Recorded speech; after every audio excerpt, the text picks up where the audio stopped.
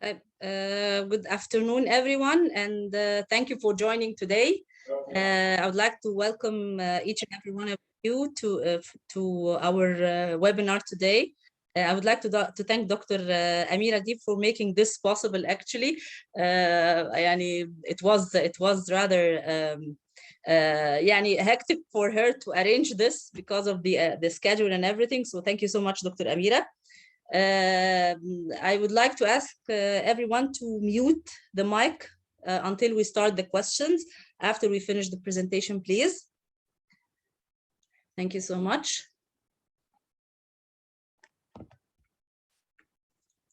Okay. I would like to introduce myself at the beginning. My name is Jihan Fathi. I'm working as an HR advisor and the change management consultant to Her Excellency, Minister of International Cooperation.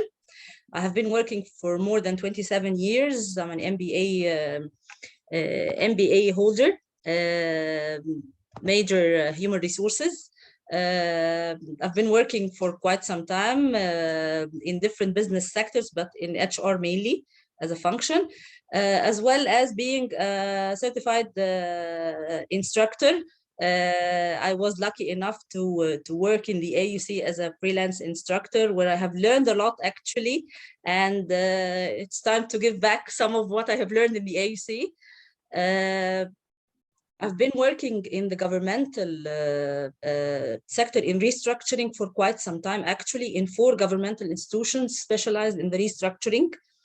And based on my experience in restructuring, I found one of the critical issues that we are facing nowadays is the leadership issues, where we will be discussing a lot of things in regard to the leadership.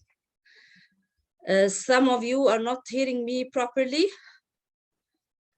I think I'll try to check the voice. Maybe there is a problem in the voice. Oops. The maximum.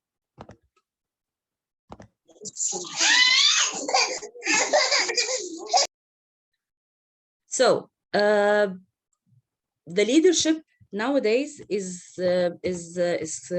making a lot of what we call, I cannot say that it causes a lot of problems, more than saying that it might hinder a lot of development efforts. We are more accustomed to the idea that we always promote the person who knows the work technically well, ignoring the fact that he might be not fully aware of how to lead a team. So we end up with a very good technical person, but he might be not the most suitable person as a leader. So this might hinder a lot of things in our development efforts. And with the business dynamics, the very rapid business dynamics, and everything is going around us so fast with all the changes that happened to us the last couple of years, we find that one of the things that is mandatory for the leadership is being more than agile leadership. And in order to be an agile leader, which means that we are ready for whatever it comes, we are willing to pace ourselves easily to whatever it happens, we need to have the emotional intelligence, what do you call, being very emotional intelligent is a mandatory thing. That's why we cannot separate between the leadership or the agile leadership as a successful approach of leadership and the emotional intelligence. And that's how this modern approach of leadership has been emerging. Okay. I would like you to think about the emotional intelligence. Usually we face this problem at work, the emotional intelligence in workplace. Emotional intelligence at workplace is not that much different than emotional intelligence in our lives. We need to understand that it's very critical for the leadership skills to have emotional intelligence. You might find a person who is really clever in whatever he is doing, but whenever it comes to dealing in an emotionally and intelligent way with his subordinates, peers, or even his managers, then a hiccup happens. Okay, so the emotional intelligence in the workplace, it contributes a lot and enables a lot the leader to handle his professional relationships. When we speak about the professional relationships, leadership includes dealing with the peers and the manager and the subordinates as well, in addition, of course, to our customers. And when we define the customer, we define the customers internally and externally. The emotional intelligence, they help the employees to understand and to arrange and to control their emotions whenever they are at the workplace. The workplace is very challenging nowadays. It can be a very volatile environment. It's filled with a lot of pressure. It filled with a lot of anxiety, stress, and even drama from time to time. That's why when we speak about emotional intelligence, we need to think about how can I use my emotions in an intelligent way that would help me to promote my skills. It's a matter of being in control. And we'll speak at the end of the presentation about something very interesting that we all suffer from, and we need to pinpoint how we can support it and develop it. The emotional intelligence components are always, we speak about 4 components. The self-awareness, and this is ABC emotional intelligence. I need to be fully aware of myself. What are my strengths points? And what are my area of development in both my technical skills and my character? We cannot call it a weak point. We always prefer to call it an area to develop. At the same time, we need to be fully aware of our strength points, because our strength points are usually the tools that helps us to do what? To reach our targets, while the area to develop usually are the obstacles that would prevent us from reaching the goals that we want to achieve. In addition to the self-awareness, we need to have this social awareness. I need to have an idea about what surrounds me socially. It's not only enough to be smart. I have to be smart in the right way. Nowadays, we hear about you don't have to work hard, you need to work smart. How can I work smart when I'm not aware of whom am I dealing with, what kind of a society that I'm dealing with, what kind of a mutual impact that happens between me and the social surroundings happening around. In addition to these 2 components, I need to manage myself so well. And this puts a lot of pressure on everyone, because if I cannot manage myself so well, I can be easily provoked, I can be easily taken out of my control, and I might not have the upper hand in everything that relates to me. If I cannot manage myself and I am not being able to control myself, this would cause a real problem for my progress in my career. The 4th component is the relationship management. How do I manage my relationships? Is it based on let's call I'm the boss here, I have to manage everything, I'm not being able to accept any criticism, I will not be able to discuss, it's a one-way communication, take it or leave it, or it's based on mutual trust. I can give a space for everyone to say their ideas, we can discuss it more between each other, and we can reach the best solutions. The 4 components collaboratively, they compose what we call the emotional intelligence. When we think about these 4 components at work, you will find yourself, and this is what we want to get to know by the end of this session, which component that I need to work on and which component I'm really capable of it. Am I having a problem with my self-awareness? One of the most weird answers whenever you ask someone, why do you think this is your strength point, or this, and what area of improvement? He says, no, you should know, people should know more than me. This is a totally big mistake, because if I am not aware of my pros and cons, if I'm not aware of what I should work on myself in order to develop myself, that's a serious problem. You are leaving yourself to be judged by others. Let's agree that my value comes from inside. No one can evaluate you like the way you evaluate yourself. It's always coming from inside. You can check other people's evaluation and you can check other people's opinion in yourself, but if you do not realize totally what are your strengths point, this would put you in a situation that you always get your appreciation from others externally. You need to appreciate yourself internally so people can appreciate you. You always look the way you feel. We say always you look the way you feel. If you feel confident, if you appreciate yourself, if you really is fully capable of controlling your temper, everyone will respect you, everyone will appreciate you, everyone will feel that you are a trustworthy person. So it all comes from inside. You can never, ever, ever get your appreciation externally only, but you need to appreciate yourself. This is how you will be very emotionally intelligent and strong. This will enable you to have a clear mind of how you manage your self, how you can be fully aware of your social surroundings, how you can manage your relationship with others. Otherwise, you will be very, very vulnerable for any bad criticism that would make you look frustrated or you feel defeated. No, if you want to be comparing yourself to someone, do not compare yourself to someone else, because simply you're making your limits connected to his limits. I'm sorry, my limits is the sky. Why should I connect to myself to someone else's limits? I might be capable of more things to do. The best comparison, you have to compare yourself of what you used to be, your current situation, and where would you like to go in future. That's the only legitimate comparison.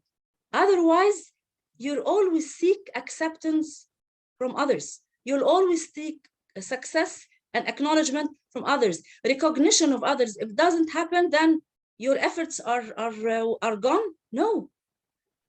You need to appreciate yourself in order to be emotionally intelligent. And when you become emotionally intelligent, you will start dealing with everyone in a very, very balanced way.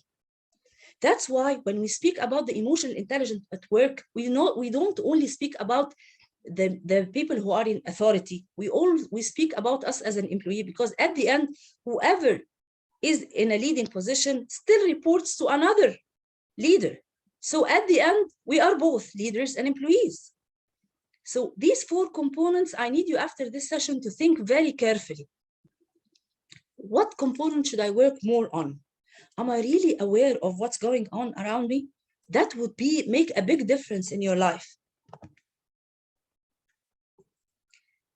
Of course, we know about all the benefits of the emotional intelligence, because really it affects a lot our performance. Therefore, being a team member, it will increase the team performance. It will really decrease whatever occupational stress that's happening. And at the same mind, it gives you a very clear mind for any decision making, as well as being, the personal well-being. You are emotionally intelligent about what's happening. You do not overreact on things happening around you that might affect you. We always say that there are, we always say that we are, what do you call? We view things throughout our lives in 3 different views. There are the ant view, which starts whenever we are starting our career. We look to everything as if it's a very big thing that would kill us. Example, when we start our careers and we copy the wrong copy, or for example, we start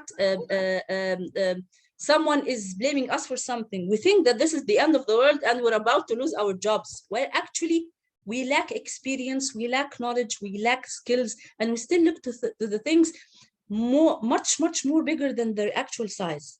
When we gain more experience, we start having this animal view. Animal view is the perspective of view that gives us an idea that we see everything around us in the real size, but in a 360-degree vision. So you actually see things around you in the actual size, but still you are limited with the surroundings. When we increase our, when we have gained more experience, we start having this bird eye view or the helicopter view.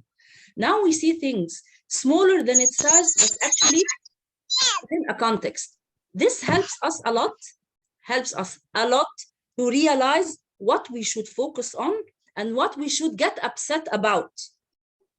Later on, and this is the modern approach, we start mastering the 3 levels of view, so we can get a full idea of what might be bigger than its real size, actual real size in a certain perspective, and part of a whole. That's how we become emotionally intelligent, because once we reach this point, it's not related to the number of years. It's related to your decision. I am determined to be emotionally intelligent.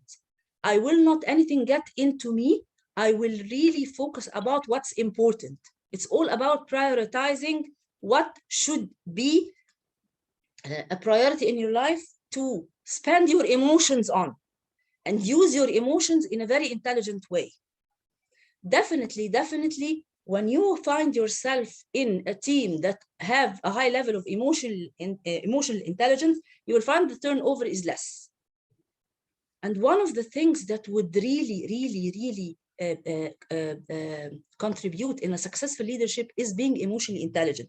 You can think about all the role models of leaders in our lives that we have met, actually, not the one that celebrities that we hear about. No, the people who are really, we met them, you will find them all emotionally intelligent. I challenge any of you that anyone who is really a successful leader who was not an emotionally intelligent person. So it's your decision to become the same. That's why when we speak about the agile leadership, we cannot separate it from the emotional intelligent lead. The agile leadership is a modern approach. You cannot say that it's a really modern approach. It all comes from the idea of agility. Agility is when an animal starts changing his physical appearance to cope with the seasonal change of seasons, which is the highest level of flexibility. We always say flexibility, adapt to change, and then agility. It's the highest of them all. Okay, the agility in business is enables us to be very quick and very cohesively changing our directions depends on the surroundings. So in order to be very agile, we need to be very intelligent, and our emotions detectors has to be very sensitive. We need to be more able to cope with the change, embrace the change rather than being afraid of a change. People resist the winds of change by default. All of us are afraid of change, but some people can try the change. Some people cannot take the risk of trying the change because they prefer their comfort zone.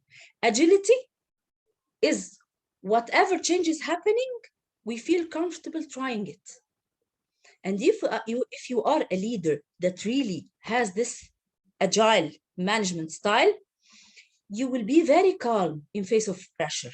You will be very, very unique in coping with any change in the circumstances. You will not be afraid of any new ideas or any innovation or any creative initiatives from your team. You will find a way to inspire and empower your team, getting them more involved and engaged. You will keep teams on ground and in the right path. The agile leadership, they always say it's a modern approach. No, it's not a modern approach. It's just the ability to use any leadership style based on the situation, based on whom am I dealing with, and maintaining the right balance between the task, the team or the group, and the individual. No matter what change happen, no matter what new circumstances that happen, we'll always being able to cope with. Miss Ali, I really ask you to wait until we finish the presentation. I'll answer all the questions. Okay, I'm sorry for this, but we don't want to interrupt the flow.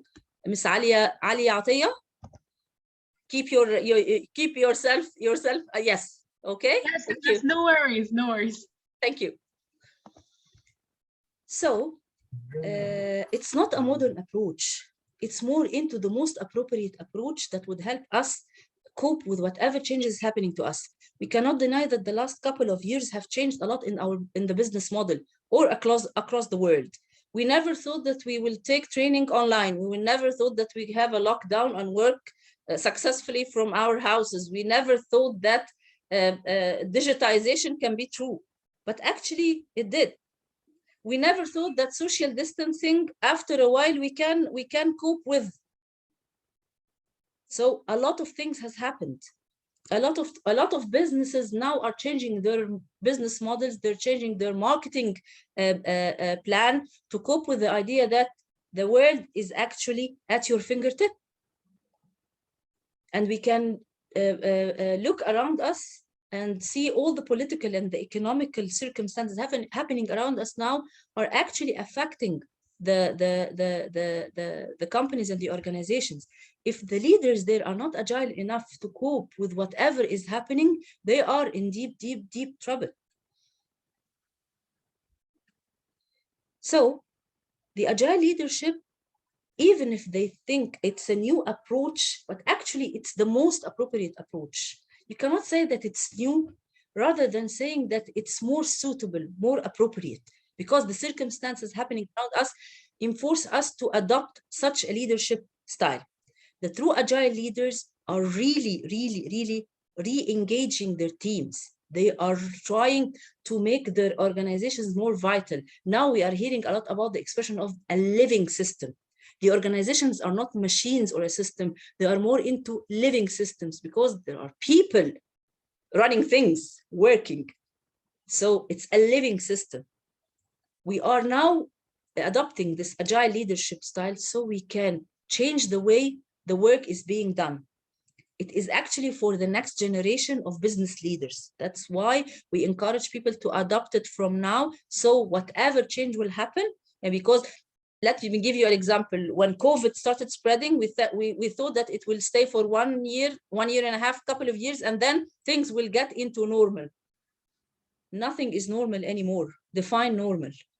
One of my students in a program from Africa, he told me a statement I'll never forget.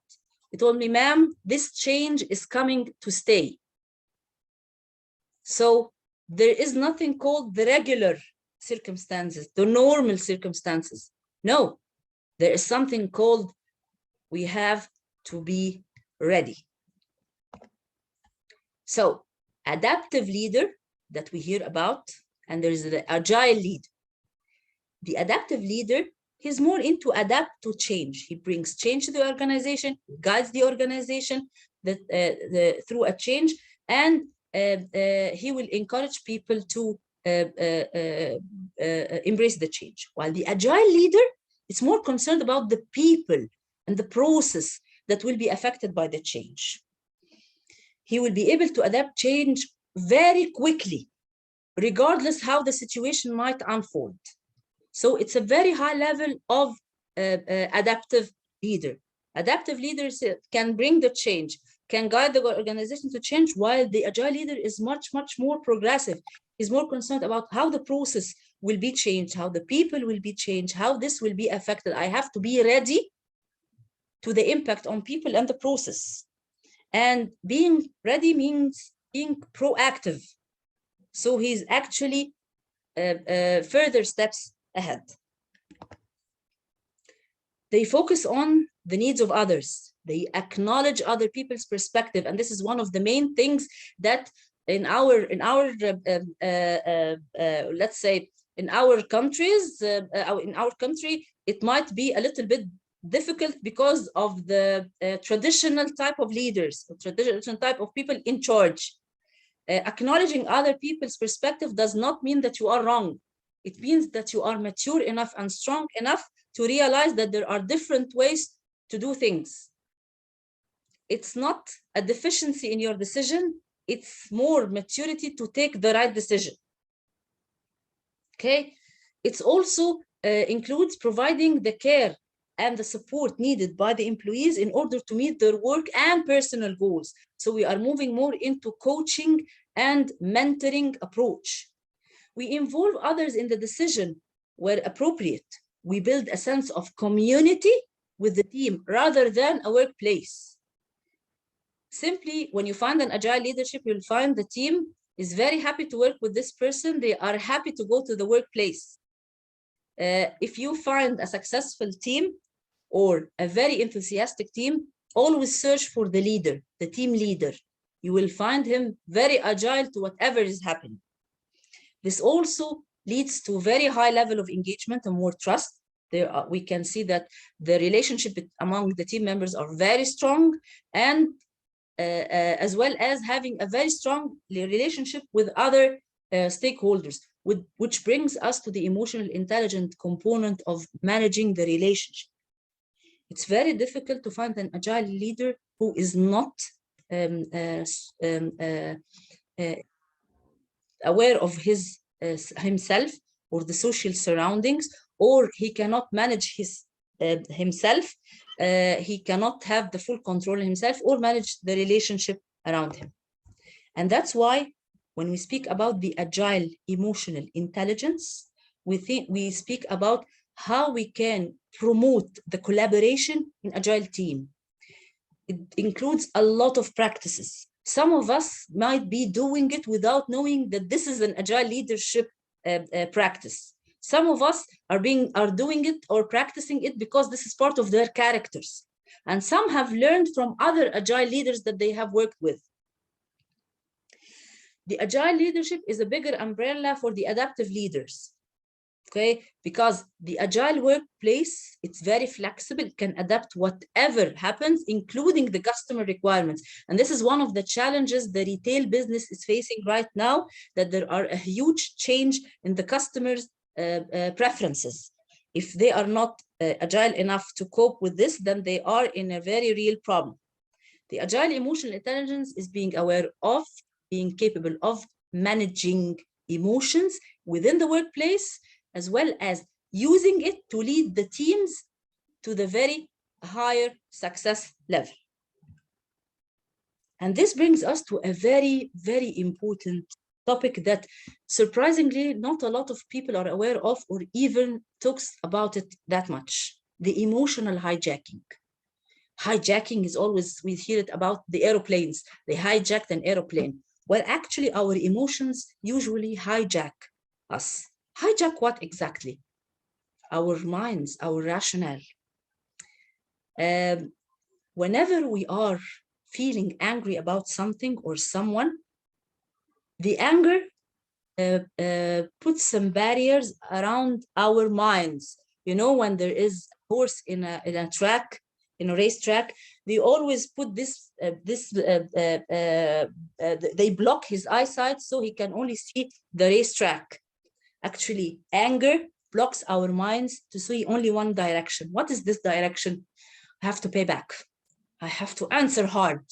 I will not let him win. I will always prove my point. I will not accept this. I will do this and do this. And this is leading us to a payback, a lot of heat.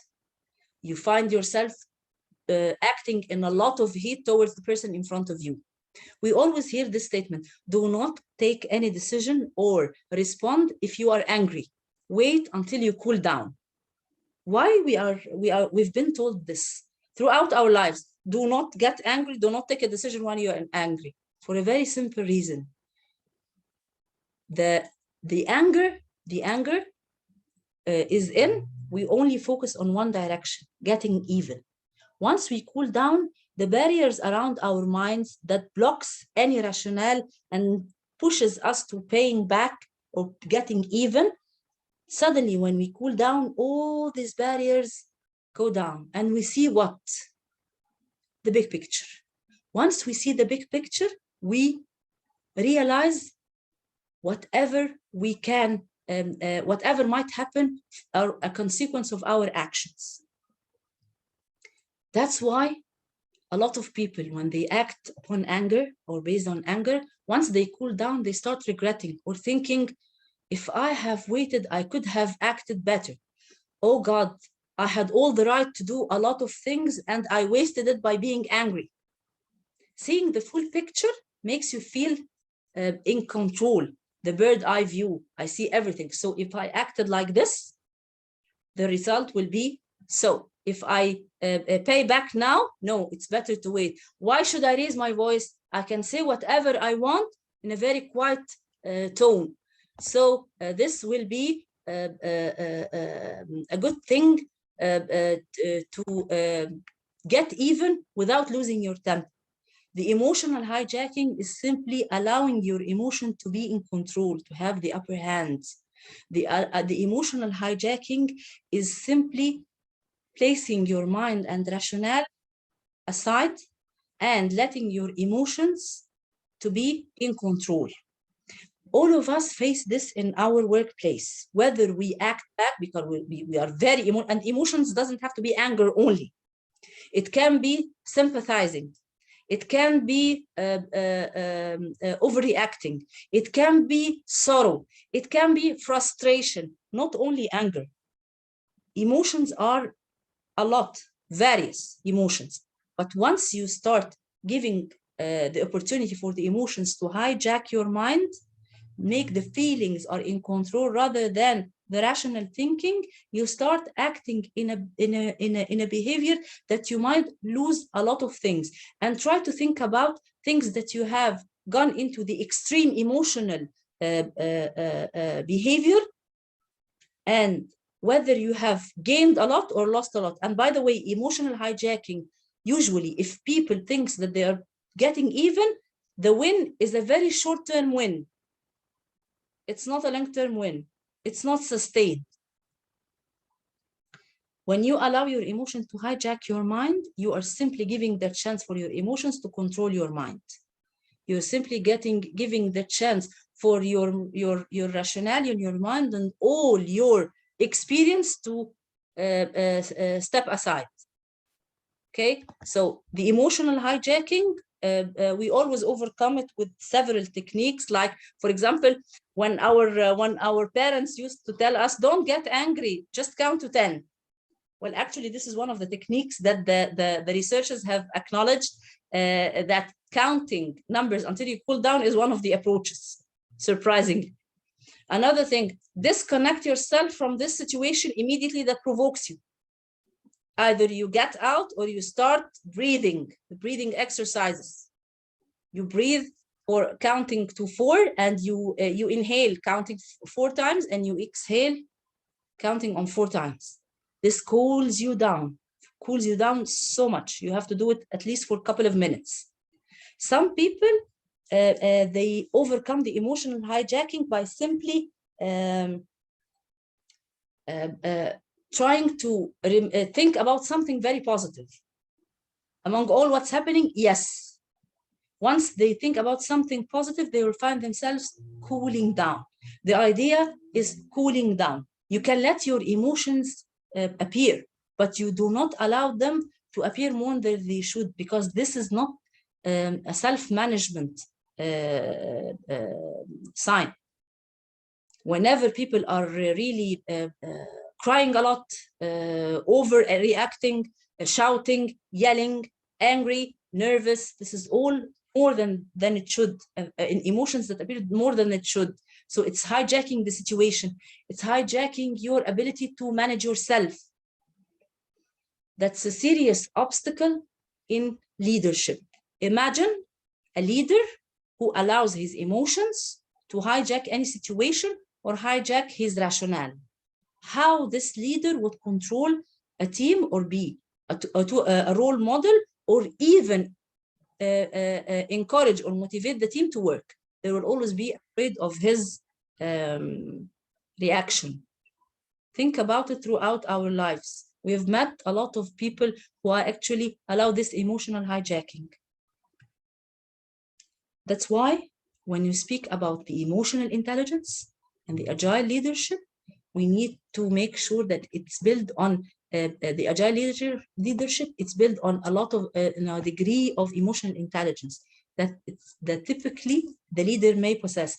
Some of you will think, oh, emotional intelligence is something that we are born with. No, it can be developed. You might not have that high level of emotional intelligence, but you can be better on, you can have a better level of emotional intelligence by doing what? Simply working on the 4 components. You need to work on these components, because if you are planning to become a leader, or you are a leader now already, you need to be more agile. And how can you be more agile if you're not having a high level of emotional intelligence? You need to find a way to bring the convergent organizations and teams together, while at the same time you can maintain a high level of energy, the enthusiasm, huge knowledge, the wisdom, the values, as well as being able to deal with all the crises and crucial findings about the challenges that face leaders right now. Okay, challenges are not something that we meet, for example, every week or every month. We meet it on daily basis. We face challenges on daily basis, different types of challenges. Sometimes we are up to the challenge, sometimes we are not up to the challenge, but we learn. Okay, agile leadership, it happens when we can communicate and connect on a level that it's not solely based on facts and data. Not only this, we deal with people, we manage with people. We need to know that people are very, very, very, very sensitive. If I am not emotionally intelligent, I will not understand nowadays, most of us are afraid or feeling insecure, for example, about our jobs. If I am not an agile leader, I will not understand that the amount of challenges facing my team to achieve the target, or to develop themselves, or to keep up with all the commitments that they have. I need to be more emotionally intelligent to lead my team throughout the difficulties. The agile leader is the one who should make things easier for the team, not the opposite. The agile leader is a certain level or a certain status or position of leaders that really can face any situation, and most of the most successful leaders across the world has this. They are emotionally intelligent, and at the same time they have very high level of agility. If we want to become emotionally intelligent agile leader, we need to focus on these things. Self-awareness, be fully aware of myself, the pros and cons, my drawbacks, my area to improve, my history. I need to realize that I'm strong, I can do it. I always say that whatever we can, wherever we have in our lives, we can face it. The barriers are only here in our minds, like the prison. We are imprisoning our capabilities inside our heads only, but the limit is the sky. God created us with a lot of capabilities. We need to know our competitive advantage. If you don't have a competitive advantage, do not compete. Jack Welch, the legendary CEO of General Electric. You have to find your competitive advantage. Otherwise, you won't be able to compete. The self-regulation. You need to understand why you might be out of control. You need to be able to relieve the stress whenever you are under some stress. You need to know when to stop. You need to know when to have the me time. You need to pull yourself out of any toxic environment, even if you are committed to this environment, but you know when to take a break and come back. This is very important, the self-regulation, the empathy. If you are a leader, you're responsible for your team. And if you are not a leader, you are responsible also for making your peers feel better.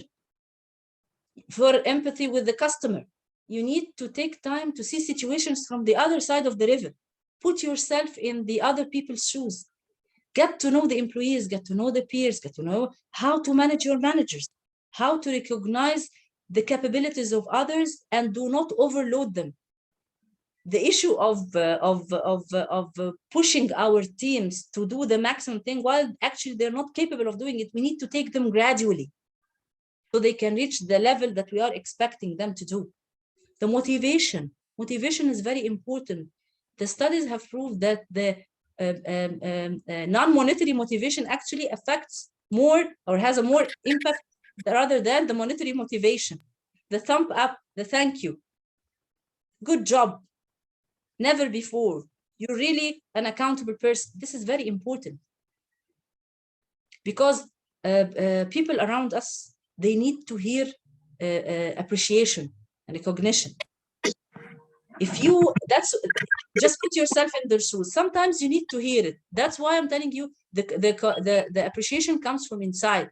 But at the same time, being a leader, you are responsible for encouraging them to see the good in themselves. Not like some people in charge when they try to make their employees see only the bad things. It ends up with a very bad, toxic working environment.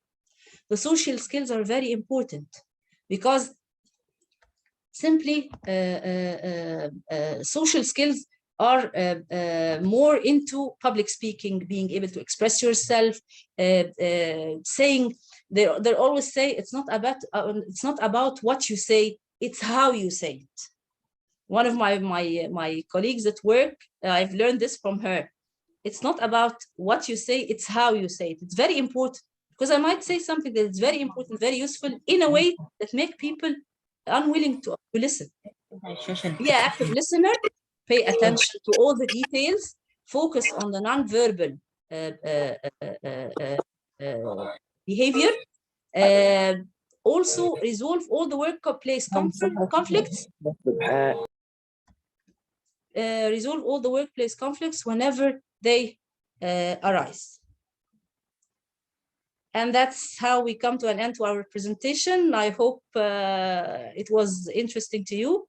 And it's a very important topic. So please, I encourage you to read more about it. It's very important to talk about the component, to consider the components and try to think, what do I lack in the components and what am I strong in? And at the same time, if you want a roadmap to become a more agile, intelligent, more emotionally intelligent, agile leader, just read more about these 5 topics. And now, Ms. Alia, you were the first one to raise your hand, please. Thank you so much, Ms. Jahan, first of all, for a very fruitful session. I really enjoyed it. And since I'm very passionate about leadership as well, I'm happy that I spent this time with you all today. I just had a small comment related to agile leadership. I feel it's related to coping with change. It reminds me of situational leadership. So is there a similarity between them, or are they different? Are they synonyms or not related to each other? They are related because the agile leadership, in order to be agile, you need to have one of your management styles is the situational leadership. Let me tell you something, Alia.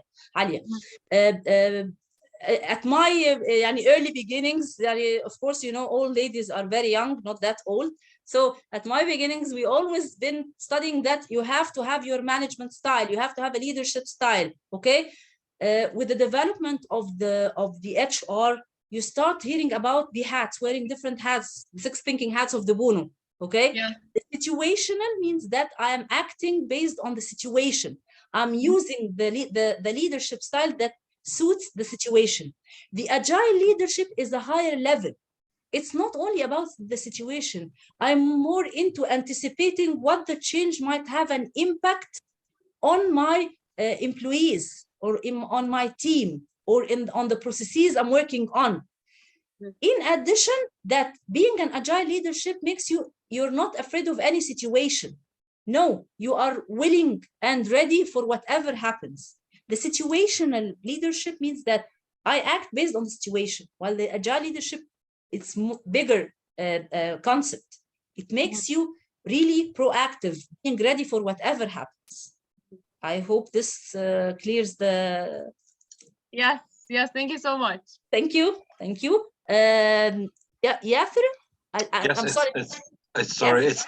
It's supposed to be Muhammad, but the username has just come up as that. So it's okay, Muhammad. Okay. Right. So this is all very good, and it's really interesting, and it's kind of logical, to be honest with you, everything you said. I just have a small comment. Everything you said takes in mind or considers that people, employees, and colleagues, etc., are all are willing and are willing to work properly and to do their efforts, etc., etc. But what do you do with what I would call problem employees? You know, like there's a theory X and theory Y of employees. Yes. You know Yes. what I mean? Yes. So if we just, you know, I'm not saying everybody is Y, okay, but when you do have the category of Y rather than X employees or X colleagues, You have more X employees rather than a Y employee. Yes. Yeah. Yes. Okay. So in situations like that, regardless of how empathetic you become, regardless of how whatever, and following those guidelines and what really things should be, some people will always remain with a certain attitude. So what would you say is the best way to go around with those types of people? Well, let us agree on something, Muhammad. You cannot always select the why people or people are really nice and cooperative and positive and enthusiastic. Part of your agile leadership is managing diversity. And when we speak about diversity, we don't speak only about diversity in skills. No, diversity in characters. Of course, you will have the troublemaker, but sometimes this troublemaker is the best performer, right? Sometimes, sometimes, by the way, I cannot claim that I have seen it all, because people still impress me with their behaviors, to tell you the truth. But the thing is, this troublemaker is one of your team members. Before saying that he is a misfit, you need to go through all the journey with him or her. Meaning that if he's a troublemaker, you need to find out the bottom of this problem. Is he uncomfortable in the job? He is not a team player, so he prefers to be a standalone. We all face this person who doesn't like to play with the team. And whenever you put him in a group, he always acts in a very bad way. So you have someone who can be a standalone, and you assign him with tasks that doesn't include collaborating with the team. Correct. And I agree with you. In many instances, that's what you have to do. Yes, but sometimes they are naturally like this, and sometimes you need time to try and work out things with that person to get the best out of what you can. I mean, definitely. Whatever you can get out of them. Yes. But sometimes you don't have the luxury of time. Sometimes you work into tight deadlines and so forth. And like, I'm not disagreeing with anything you said. I'm just saying that in some instances, applying emotional intelligence with certain types of people, I don't know, in my experience, I could be wrong, but in sometimes it's actually counterproductive, because it means that I'm going to be spending a lot of time, effort, and money to try and get some best out of somebody who he or she is just not interested. They're just there to work from 9 to 5, get the penny's worth of money at the end of the month or so forth, and that's it. And I don't have the luxury of time in certain projects or what have you to actually go through all of that with them. I'm not like searching for a solution for it. I'm just saying, in instances, we will be faced with people like that. Sometimes, I don't know, it's not gonna work. I want to share a secret with you, Muhammad, but you have to promise me no one will know about it. Other than everyone on the presentation. Go on. Yes, we're all ears. Yes. Yes, but it's a secret. Not quite Okay, a secret. Not quite a secret. It's a secret, yes. When you have this troublemaker, you have several solutions. By the way, part of being emotionally intelligent is to know when to show your anger. Sometimes you're not angry. You know that this person will act like that, but you show the anger. You show that you can be angry. But I think to add for what would happen then, what would happen is that you actually I know I've complain and whinge and whine, yes, and I'm under stress, blah, blah, blah, blah, blah. Angry with firmness, not angry with being nervous. There's a big difference between them. That's what people doesn't realize. The fine line. Yeah. Yes, the fine line between being firm and being aggressive. Okay, sometimes you have to use you have to punish him. I'll tell you the secret that I wanted to share, because of course I don't want anyone to know about it. Absolutely. One of the times that I had this person in my team, so I started to do what? Giving him a very small or unimportant tasks, copying paper, filing, these things that doesn't need any mind. At the beginning, she was a girl. She was very happy with this because she felt that she's now relieved from everything and she doesn't need to be part of the team, and now she's off the hook. She will get her salary. But I made it clear that the others are getting incentives and bonus and all the privilege. We're going out, we're going into outings and everything without her. I swear to God, dear Muhammad. After a while, she came begging for work. حست على دمها في الآخر يعني. لا, she felt jealous. She knew that what she wanted is actually, it's not against her. There is a price to pay. Emotional intelligence هنا. نعم. Money talks. Exactly. Not only money, appreciation and outing and being very understanding, because this person, if he comes asking for a vacation or a leave, you will not give him that easily, same as someone who is actually drained at work. I see your point. You know, but how do you manage it? You have to be very patient. I know that we don't have the luxury of time. I totally agree with you. But I assigned this girl, to do all the not administrative, the very clerical level of work. And acknowledging, even getting breakfast to everyone. Let's get breakfast. Even when she joined for breakfast, I never looked at her. I never addressed her in any joke or any fun or anything at all. She felt outcasted. This is one of the things. But okay, I see what you're saying. But when that member of the team has actually specific technical tasks to do and nobody else can do them, so you end up having to carry the burden of their work on someone else, and they will think it's a bit unfair. Do you see what I mean? Yes, this is the free rider. This is the free rider of the team, the lag of the team. Okay. Actually, from my experience, because I've tried a lot of things, from my experience, no, do not do this. Do not assign anyone else, because actually this is what this free rider wants. He wants to have this high level of technical task, but he doesn't want to do it. You're making things easier for him. Even if you don't have the luxury of time, use your power. There will be severe punishment. Okay, but do not assign someone else, because actually you are trying to achieve the task, but being unfair to the person who assigned the task. You're punishing him for being clever and dedicated. Yeah. That's the problem. I insist, because I at the beginning of my leadership history jobs, I did this because I was obsessed with meeting the deadline. But on the long run, I found myself being unfair to others, and at the same time, I encouraged this person to stay the way he stayed. Like he doesn't want to work, and at the end, the last resort is to release him, because releasing an employee means that somehow I couldn't manage him the way I wanted. Correct. Okay. Thank you. Thanks very much. Thank you. So it's time to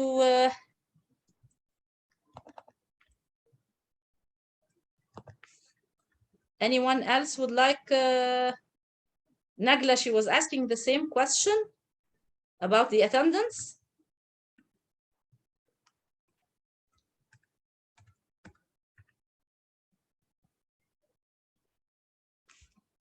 Okay.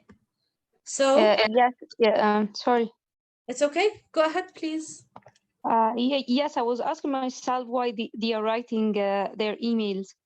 You have to write your emails. Am I right or wrong, Miss Dr. Amira? I didn't want to interrupt the flow. I was caring more about the topic that we are discussing, because believe it or not, after a couple of months, you will find a lot of people talking about this with all the challenges that we are facing. So why don't we start reading about it? Yes, I'm following, don't worry. Yes, okay. So thank you. Thank you. May I ask a question, please? May you ask a question? Yes, sure. The question, Ms. Azza. Yeah, thank you. I'm asking if AUC is providing any sort of programs regarding agile leadership, because I have made some research actually for some time, and I haven't found some certificates related to agile, except that that technical agile, to be an agile practitioner or to be an agile project manager. So are there any plans for AUC to launch sort of programs or projects? I think Dr. Amira, you can send her the question on the chat, and she will respond. Dr. Amira.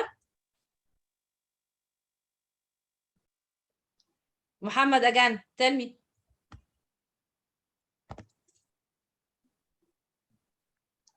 You've raised your hand, Muhammad. Please.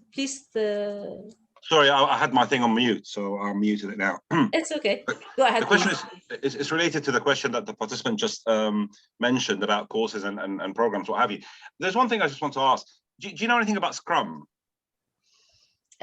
Scrum, yeah. What do you need to know about it? It's not that I need to know something about. I just want to know. I know this is agile leadership, relating to agile project management, etc. But with the Scrum method in project management, would it have the same principles as such? Not. I'll tell you something. If you want to see the resemblance and the same principle, we need a lot of time. We're just hitting the surface on this topic. Because we were discussing with Dr. Amira that we can go further in the topics if people are requesting this. But the thing is, let me tell you this, Mohammed. Agile leadership touches each and every aspect of business nowadays. Mm-hmm. The project management, if you focus about project management, actually everything around us now is turning into to become a project. Correct, yes. Okay, absolutely. And everything should be agile enough to be turned into a project. True, that's very true. But with that, in project management, some projects or some industries or some fields don't lend themselves all the time to agile. Sometimes it has to go through the waterfall analogy. Yes. Or sometimes it's have to go through the Scrum, being a Scrum master, etc. I think. Go on. But I'll tell you something, Muhammad. Do you think whatever we have been used to or accustomed of or learning is becoming the same after the last couple of years? Not really. It's changed. It has changed a lot. But if you think about it again, I don't know, I might be wrong here, but like with people, with the pandemic over more or less, really, a lot of people are starting to go back to their old methods, to how they were previously, and took this as just a very temporary period where things have changed a lot. But you'll find that some people are still, and not when I say people, I don't just mean employees. I mean, even certain strategies in a lot of companies are just going back to how things, business as usual, as previously. They haven't learned a lot about how to do things in an agile manner, in that kind of thing. And some people got this old mentality, especially when you get people who are set in their ways for the last 20 or 30 years. And I'm talking more about the older generation, rather than the older ones. And these people regardless that you are actually hurting your feelings with what you're talking about, but I'll tell you. Thank you very much. How do you know? I am actually old, by the way, but I'll tell you something, Mohammed. I'll tell you something. How old I am. Go on. No one, you look the way you feel, Mohammed. We have to agree on this. But let me tell you this, Mohammed. Do you think the people who are really trying to get back to the same practice or the old practice will survive for how long? Not long, but long enough to hurt or cause disappointment to my projects. Sometimes we need to go through the process of being hurt so we can learn the lesson. That's the problem. Yeah. I'll tell you something, Mohammed. Since how long we have been hearing about the digitization, the online services, that we need to go more into ERP systems and so on. Far too long. Yeah. Quite a long. Why we adopted now, we were forced to do it because of something that was unplanned. It's out of our hand, and this is part of getting into keeping the business. All of the retail companies had to go into the online shopping. Yeah. Okay, so if by the way, the companies that really want to continue, actually they closed down a lot of stores and they turned into the online shopping because less cost, much easier.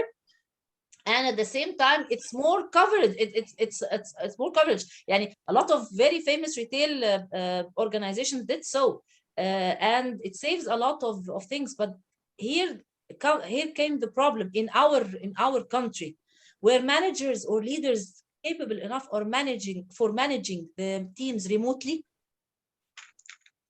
Yeah, I know what you mean. Huge problem of trust.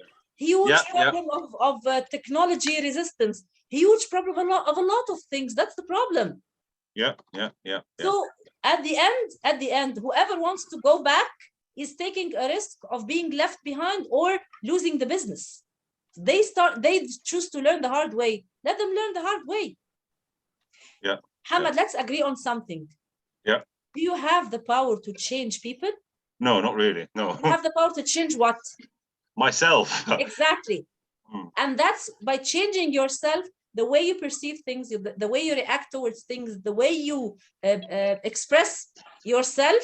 This would cause people to change the way they deal with you. By the way, people deal with us the way we allow them to do so.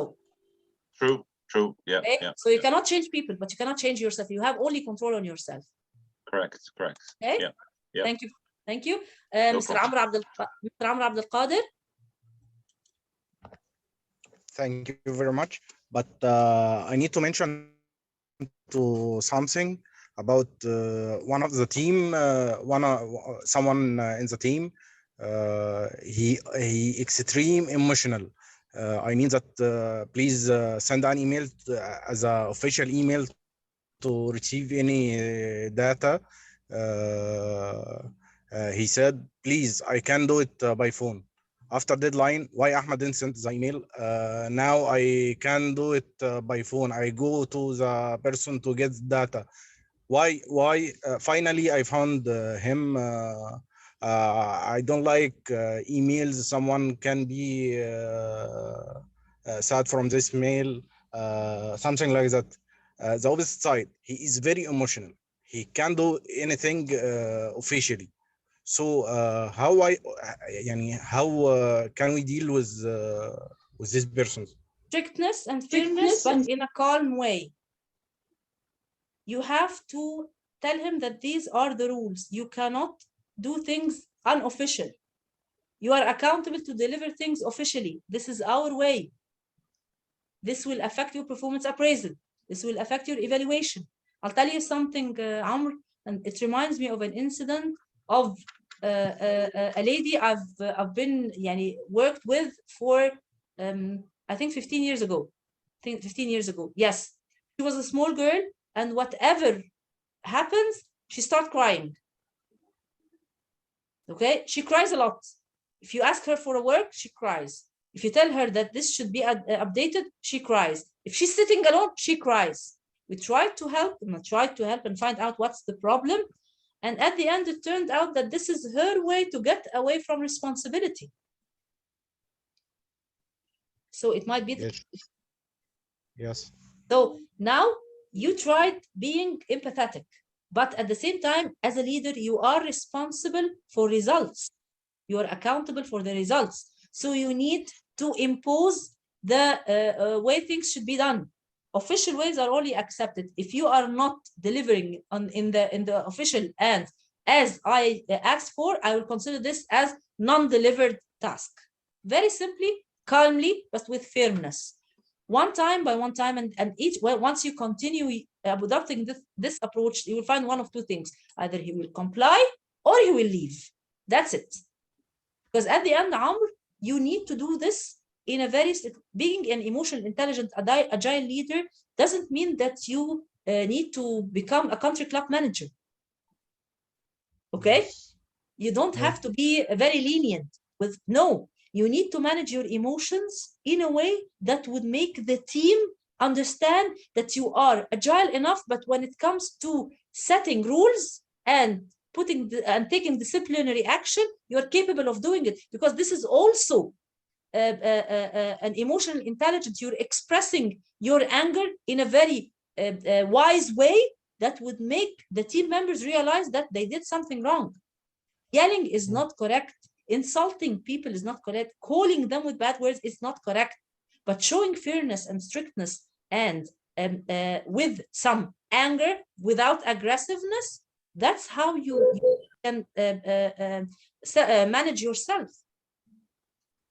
You got my point? Okay. Yes. Thank you. Azza? Thank you. Thank you. Yes, I just want to elaborate on this point, because I'm an agile coach, and sometimes I find people misperceive being agile to be flexible. So Yes, as yes. we are And flexible, lenient but there and are weak, processes and they as well. can be taken for Yes, granted and so on. Yes, yes, yes. there are processes. No, there are definitely processes in agile, and we do follow processes. However, we are working to embed mindsets, values, as you said, emotional intelligence today. So we're trying to embed some values and principles, especially in the leadership, so that we can transform the culture, hopefully to be agile. So I'll tell you something, that's Azza. the I'm point. sorry to interrupt you, but I'll tell you something very Yes. important. The problem with our Mm. culture that we always promote or put the person in charge who was really clever in the technical part, not considering if he's capable of managing or leading the team or not, puts us in a very bad situation of losing the rest of the team. Okay, so Definitely. I always advise whoever takes the decision or the decision taker, if you want to promote this person, you need to do two things. Do not give him the promotion. Put him acting as for 1 year.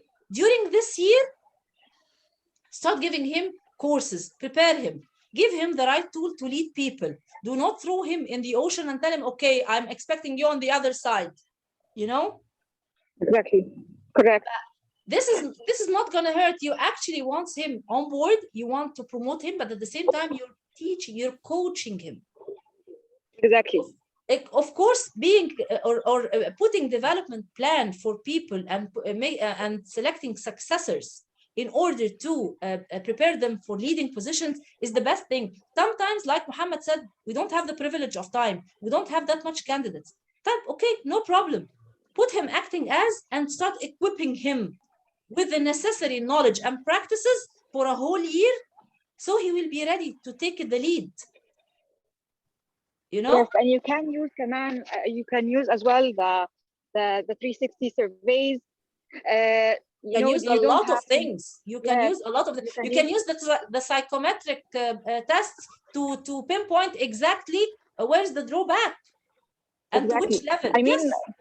I just want to mention that regarding the surveys or the 360 surveys, it's for the feedback. You know, Yes. if you're putting the person in a position, and you want to know what is the feedback, how are people accepting him, how are their impacts.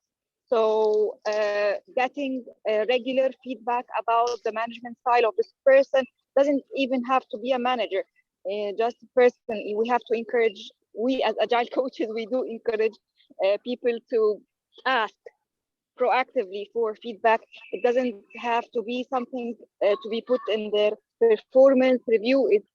It's a matter and in the total essence of growth and development. Let me tell you something, Azza, very frankly. If you have a strong, empowered HR, this person will tell you whether the candidate or the person to be promoted fits for this leading position or not. Because if he's a competent and empowered and strong HR, he's always aware of the people working around, whether they can fit or not, if he's doing his job properly. Exactly. You are correct. Yes. Thank you, Dr. Rihan, for today. Thank you, Azza. Thank you, Muhammad. Thank you, Azza. Just one last thing. I was actually going to say something, but I think you just covered it in your last sentence about HR. So everything you said, obviously, is great. But what I was going to say, and I think you alluded to at the very end, is HR. I think when it comes to people skills and emotional intelligence and how you would deal with people and lead them and manage them, etc., there needs to be an element outside the technical part, outside the project itself, where human resources need to be not just aware, but take actions and look at certain individuals through their annual assessments and so forth, you know? Empowerment, Muhammad. HR needs empowerment. If the management is fully convinced of the strategic role of the HR, you will find them making all the homework related to finding out. They will simply have the talent management matrix. They will know exactly who is ready to be promoted or They not. should. So They I guess sort of should, would, could doesn't Yes, necessarily mean it happens. a lot of would. Yes, yeah, I know. Okay. So what I'm A trying lot to of say is, OULD, yes. these kind of presentations or courses or talks, whatever, they should also be attended and addressed to not just leaders or project managers, but to the human resources and people departments, where they need to be aware how to deal with, I won't say troublemakers, but problem individuals, because sometimes they're not even troublemakers. They're just, I don't know, they're just lazy, you know. And HR, on lots of occasions, they throw the ball back at me, saying, Yeah. "Is yours. You'll deal with him." And when excuse my bad language, but when the shit hits the fan, then they pretend that nothing, you know, I've got a role to play in this. Why didn't I do this? Why didn't I do that? Da, da, da, da. And as much as I should have people skills and leadership skills, they do have a role, because ultimately they're the ones responsible for the quality of the individuals that take these positions. And if there is something in an annual assessment that says this individual has scored low because of this, they need more training in this, or they need assessment, or they need a development plan, etc., etc. HR should be really fully involved in these things and not just leave it to the manager to sort out on their own. So all I'm saying is, I think this kind of presentation that you just did should also be aimed, and there should be a promotion that we should promote these kind of talks and this kind of knowledge to individuals who are not directly managing people, but who are directly involved in the performance of these people. It's not just the manager that should be that should have emotional intelligence or should know about how to lead. Yes, well, the workers as well, and that's why I started the presentation saying that if we are leaders, at the end we are also employees reporting to other leaders. So at the end we are also employees. Another thing, Muhammad, you referred to, but maybe you didn't mention the word I had in mind. We all need to be able to manage diversity. Yes. Diversity in everything. Yeah. We need to be able to handle diversity in thoughts, in education, in skills, in competencies. There's one more thing I'm going to say to you about this. Yes. Consider diversity, okay? And yes. No offense to anyone, please. No offense to any females, please.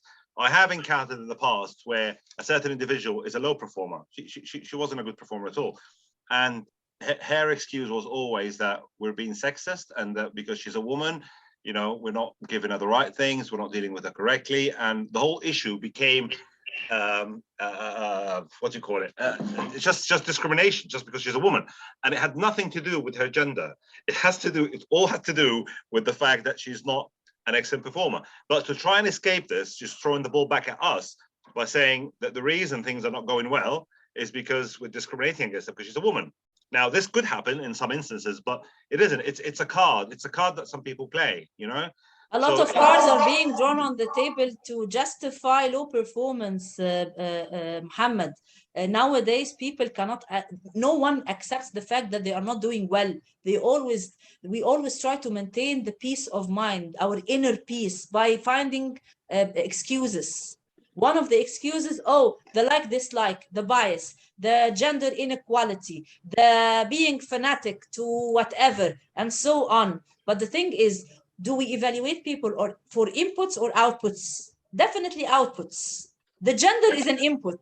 We evaluate outputs. Your target is X, you achieved minus X. So there is a gap.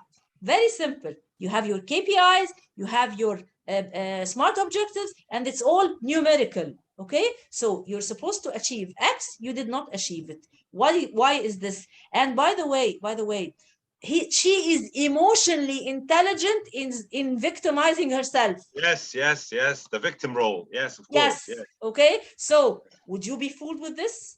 No, I wouldn't. But I wouldn't. But in formalities, in when it comes to formal procedures, it's something that people would take. And in this day and age, all this gender equality and blah blah blah is such a. If you want my opinion, can I tell you another secret? But you have to promise again, no one will hear about it. No. Everybody, click your speakers off. Yeah. Whenever you have this gender inequality, or someone is saying that being fanatic to gender, just ask, Can you give me an example of what I did that would tell you that I did this? And Yeah, I did, by the way. Probing, just listen to me. Probe about it, because the more you probe, the more the whole thing will collapse, because it's not based on a fact. And another thing that might be very dangerous thing, she perceived it like this, because people perceive things differently. You're right. Yes. Yeah. Yes. Okay. Sometimes we realize that this person has an issue that he thinks that everyone is mean to him. So you were very emotionally intelligent in dealing with him and talking to him. Yeah. That's how we understand the people we're working with, and you can deal with them in a way that it's very agile. Yeah. Okay. Yeah. I see your point. Thank you. Thank you, Muhammad, for your contribution. Thank you so much. Thank you. Any other question?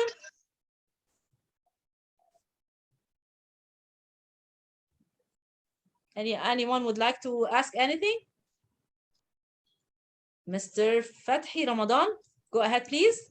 Yes, doctor. Yes. Thanks a lot for this beneficial. Welcome. Thank you. Lecture.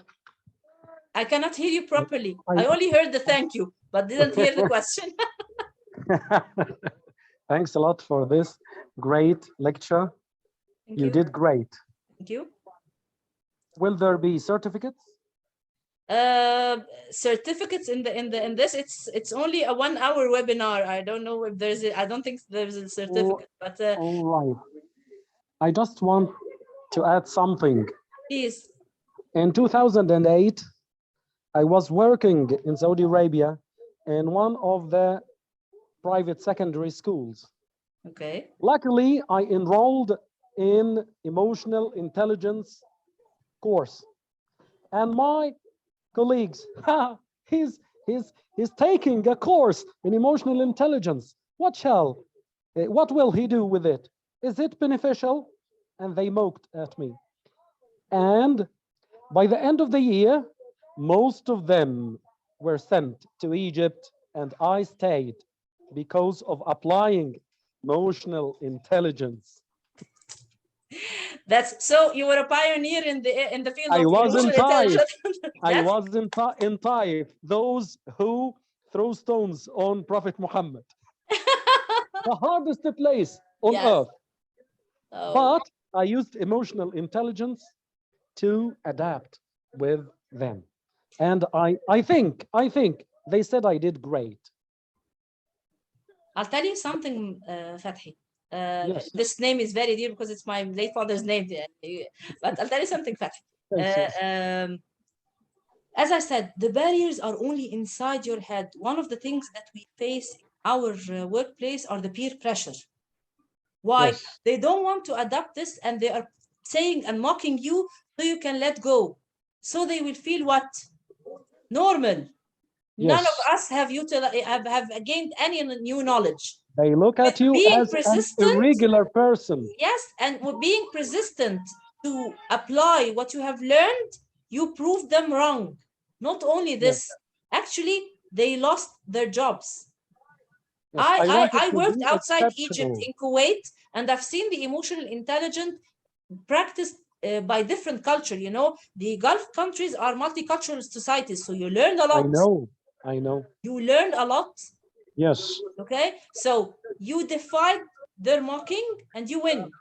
So, yes. Chapeau. Thanks a lot. Thank you so much. Thank you so much. Dalia, thank you. We're looking forward to any other webinars. Inshallah. Thank you so much. Thank you. Most welcome, Doctor. Dalia. Hello. I wanna thank you so much for this presentation. Second, I have a question about my leader. It always not saying the tasks in direct way. We are in her team. We are two, me and another one, and always tell me something, but not tell the other person. So I have to so conflict will arise between us, and I don't know really what to what to do. Yani, this is a role model of leadership, but I don't how to cope with. Don't know how to cope with. I'll tell you something. How long have you been working with this manager? It's a new 2 months. 2 months. So I think you still haven't been fully acquainted with each other. Okay? She thinks she is saying it loud and clear, and you still need more instructions. If you keep quiet about it and do not ask, you will take the risk of wasting your time doing the task without clear instructions. Why haven't you asked her? Can please let me phrase, yani, telling her exactly like this. Madam, can you please I need just to confirm, you need me to do 1, 2, 3, 4? She will get nervous at the beginning. I know what you will tell. She will get very nervous at the beginning, okay? But don't you think that getting this less nervous would be better than getting very nervous, wasting a couple of days doing something, and then you have to repeat it all over again? Which one is better? Yes, I tried to ask her first, and she told me something like, no, I work in governmental sector. So no, I am who I responsible for this data to entry. Okay, next month I wanna help you. No, I'm responsible. The next month, oh, okay, there is a great problem that I don't ask her. What I do. I can't get exactly where is the point, but I think that she thinks she you know that we have this type of people that, Mr. I know it all, you know, I don't need help, I can manage things by myself, okay? And then once they realize that they cannot manage, they can throw the blame on someone else, okay? Yes. First thing, be very calm, because you did not do anything wrong. Do not get provoked for such an action, and very simply and quietly, if she asks you, why haven't you asked to help? I was waiting for you to ask, but I promise next month and each month I will ask for the help. No, there's no need or anything. No, why not? If this is my fault, I'll do it. Be calm, be very calm. Gradually, you will find yourself not affected by her way, which is an emotionally intelligent self-management way. And at the same time, Dalia, you will get to know more. How do you think? Couple of months is not enough to read her mind. Yeah. You need more time. Give yourself more time. But during that time, don't allow her to get into you. The problem is that you are affected. You're allowing her to get into you. Appreciate yourself and recognize that you are trying. You're willing to help. You're doing whatever it takes. Okay? Okay. Let's agree on this. Okay, Dalia? Okay. Thank Okay. you. Thank you. Thank you. Fathi, you raised your hand. I don't know if you wanted to add something.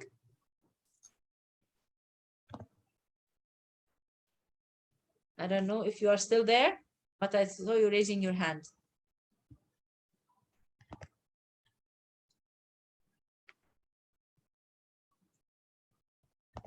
Okay, any other question?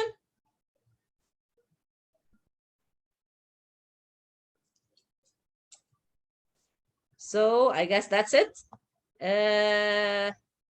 Thank you so much for joining today. Thank you so much for your questions and interaction and participation. I really enjoyed it. I hope you enjoyed it the same way I am. And I really want to tell you something. No one knows it all or have it all. We all learn from each other. We all learn really from each other. Okay. We all know how business environment is challenging, but we have to be sure and confident that we can face whatever we have. We are capable. Convince yourself that you're capable, and you will find yourself capable. You are emotionally intelligent. God created you in a very talented way. We are all talents, but everyone in a different way. Believe in this. Okay, and once you believe in it, nothing can get into you. Appreciate yourself, recognize your qualities, and you will find yourself acting in a very better way and working in a very better way. So I hope you enjoyed it, and I hope it was a useful presentation. One thing I always like to end up whatever webinar or training or whatever, the knowledge you gained today became an amana to you. It's in your custody now, so you need to spread it as much as you can, because at the end we are accountable for utilizing our knowledge, and we don't want to do things that we complain that others do to us. For example, that people keep in or hide info. No, we share knowledge, and the more we share knowledge, the more we are capable of knowing. I have someone raised her hand at the end. Jihan. Yes, Doctor, thank you. I want to thank you so much for this lecture, and I want to ask you if there are another lecture soon. Yes, inshallah, there will be other lectures soon. I think Dr. Amira will be announcing for the dates. Please follow the page on the LinkedIn, the AUC the Continuing Education Continuing Development Department, CDD. Okay, I think the same page. Us, yes. The same page that you have, that you found it, because there is a lot of webinar with even more, very well respected and more competent instructors, and you will find it very interesting because we are talking about a lot of trendy topics nowadays, and I think we will all learn from each other. So there will be a lot of Can you write this page, please? Dr. Amira, if Dr. Amira is there, please. I'll write it down. Just I want exact.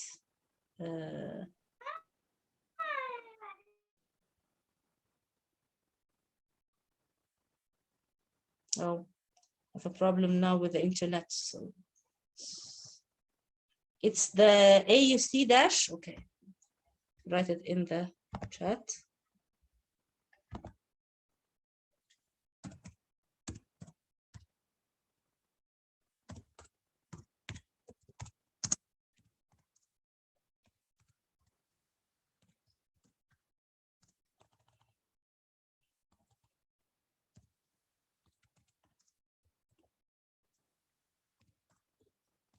Hadil, you raised your hand until I write the page.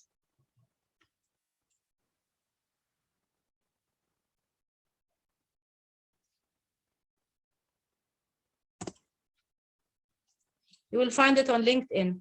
Okay, Hadil, you raise your hand, please. Go ahead. Unmute yourself, please.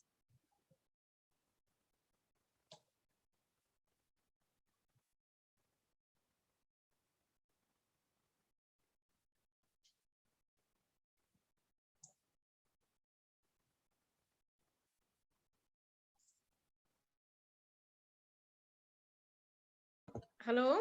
Hello, yes, I'm sorry that I got disconnected. Hadil, yes, please go ahead. Nope. Okay, thank you so much for the session, Doctor. I want to ask if we can have a copy of the recorded session. I'll check with Dr. Amira. How can we have a copy of the recorded session, please? Okay, I'll check with Dr. Amira Hader. Please send your request on the chat, please.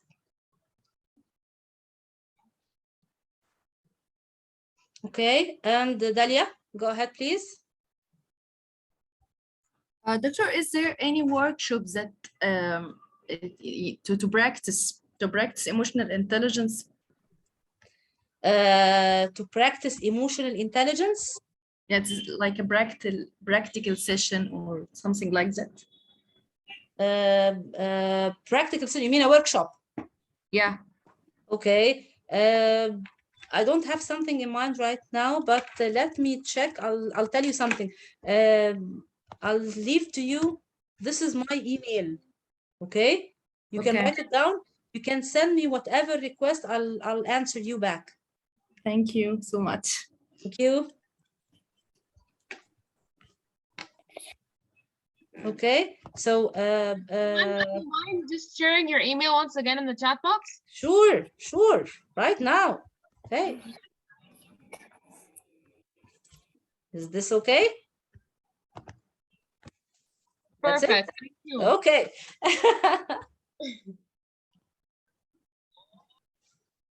You can write to me, ask me about whatever. It's not only the emotional intelligence or the agile leadership. You can write to me whatever you need, and I'll try to help as much as I can.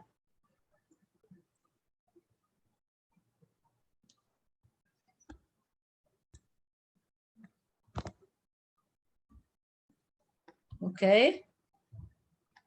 So, any other questions?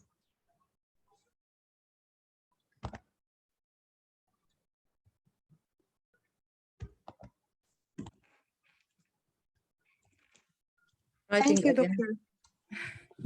Thank you so much, Habibti. Thank you so much. I hope it was useful. Very useful. Thank you.